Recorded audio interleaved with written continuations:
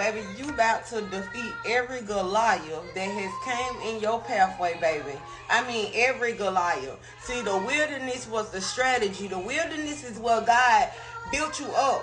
The wilderness is what God made you tough. The wilderness is what God gave you the wisdom, the knowledge, and the understanding to defeat every Goliath that comes into your life. Every Goliath that comes against the knowledge of God concerning you. Every Goliath that tries to mock you and mishandle you. The Lord said that you're about to silence every Goliath in your life. And see, the full armor of God, God's armor is how you defeat it. Not the armor of the world. When David defeated Goliath in those times back then, Saul tried to offer David his equipment, the armor that he thought David was going to need. David only needed the strategy. David only needed the wisdom and the knowledge that God gave him. See, baby, when you was tending to the sheep, when you was in the field, that's when God was doing his big one with you. See, before God can actually physically give you the big stuff, God had to instill you with the big stuff on the inside of you. See, what the world had to offer was not going to win the fight, baby.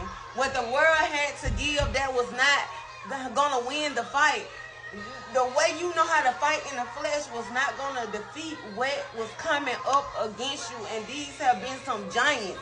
These have been some mighty battles that you have been encountering that's been trying to oppress you and afflict you through people, through witchcraft, through different things. But it all comes through people.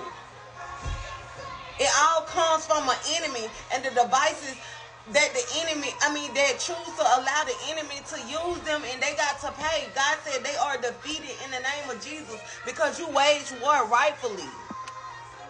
But we're in 1 Samuel chapter 17, and we're going to start at verse 38 when it says, Then Saul gave David his own armor, a bronze helmet, and a coat of mail.